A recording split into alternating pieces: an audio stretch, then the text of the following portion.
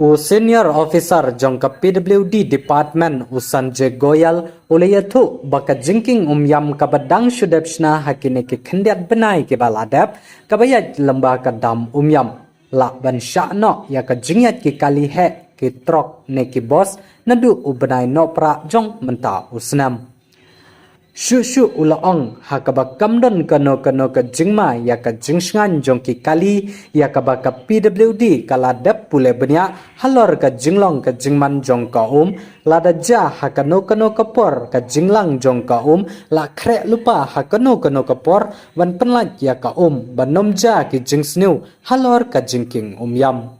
Heavy buses to places. My last update was that we should be in a position to maybe activate it by December.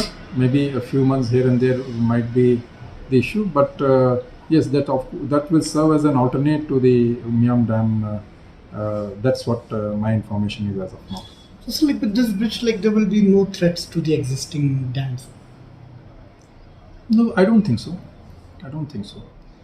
What kind of threat you are saying? Because many people are saying like That study, the PWD has done that study about the kinds of waters which we have released in the past, and all those levels have been taken into consideration while taking this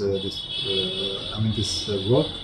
And of course, if at all in worst come scenario any such activity happen, the water is released by giving quite well advanced notice. So if that is the case, we can take additional precautions in terms of the movement of the vehicles during that release period. is it a permanent bridge? It is a